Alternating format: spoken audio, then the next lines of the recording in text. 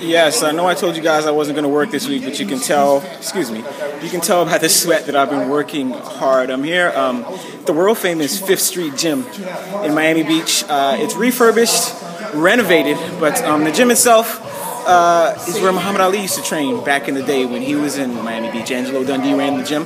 I was here, I just finished a training session with women's world featherweight champion Melissa Hernandez, who you can see over there behind me. We're going to interview her real quick and find out what it is she does here, what's next for her, and what's next for women's boxing. Her class is difficult. Let me catch my breath and we'll talk to Melissa. All right, well, I moved down here because New York is getting too cold, and I decided I needed to change the pace. New York is very fast going. So I came down here because it's like the 6th borough for us in New York. How can I not go to the world famous gym when I just came out of Gleason's? So it only it only matches. Right. I started boxing to lose weight. I never thought I was even going to fight. So where I'm at right now, every day is a blessing. I always said I wouldn't box past 35, but the way it's working is I'm just getting into my groove. So I'm going to try to be like Alicia Ashley. I'm going to try to stay into my 40s. The game has changed. 10 years ago, I'm going to say we had a little bit more TV. Because 10 years ago, we did have Christy Martin fighting on Don King cards. The skill level has changed dramatically because we're boxing all the time now. The girls are starting earlier, and we're starting to box just like the guys. So where it leaves me in the whole thing is that I'm not a regular female fighter. You know, I try to be exactly like the guys as much as I can. I don't see sex in boxing.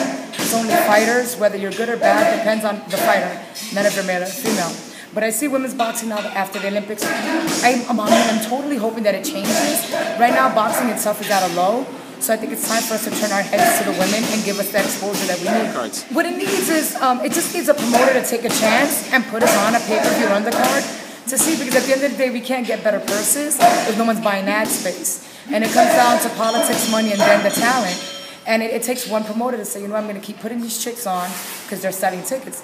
Don King did it with Christy. Look where Christy ended up.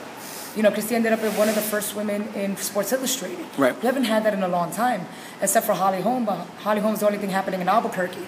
Christy Martin was nationwide and, you know, worldwide. So again, it just takes one good promoter to set it up.